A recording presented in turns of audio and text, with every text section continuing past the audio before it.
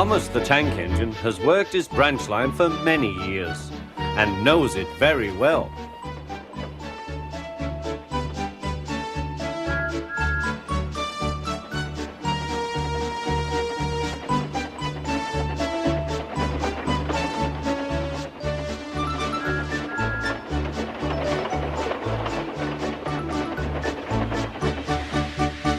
You know just where to stop, Thomas, laughed his driver.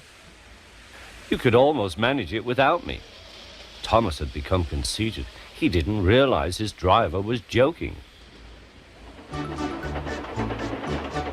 Later, he boasted to the others. Driver says I don't need him now. Don't be so daft, snorted Percy. I'd never go without my driver, said Toby earnestly. I'd be frightened. Huh, boasted Thomas. I'm not scared. You'd never dare. I would then. You'll see. The next morning, the firelighter came. Thomas drowsed comfortably as the warmth spread through his boiler. Percy and Toby were still asleep. Thomas suddenly remembered. Silly stick in the muds, he chuckled.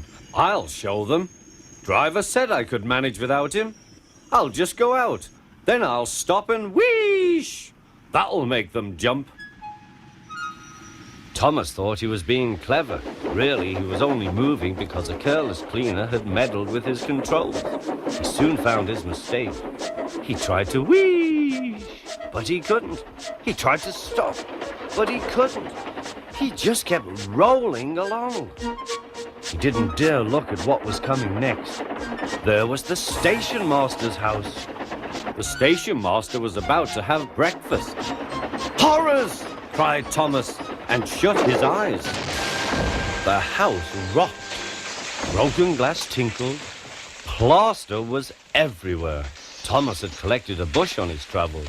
He peered into the room through its leaves. He couldn't speak. The stationmaster was furious. His wife picked up her plate. You miserable engine, she scolded. Just look what you've done to our breakfast.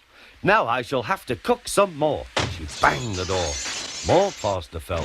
This time it fell on Thomas. Thomas felt depressed. Workmen propped up the house with strong poles and laid rails through the garden. Meanwhile, Donald and Douglas arrived.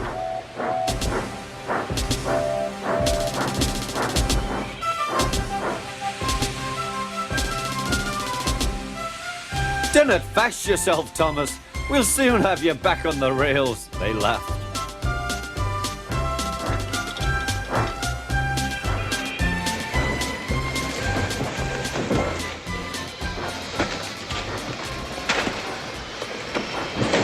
Donald and Douglas, puffing hard, managed to haul Thomas back to safety. Bits of fencing, the bush, and a broken window frame festooned his front, which was badly twisted. The twins laughed and left him. Thomas was in disgrace. There was worse to come. You are a very naughty engine. I know, sir. I'm sorry, sir. Thomas's voice was muffled behind his bush. You must go to the works and have your front mended. It will be a long job. Yes, sir. Meanwhile, a diesel rail car will do your work. A diesel, sir? Thomas spluttered. Yes, Thomas. Diesels always stay in their sheds till they are wanted. Diesels never gallivant off to breakfast in stationmasters' houses.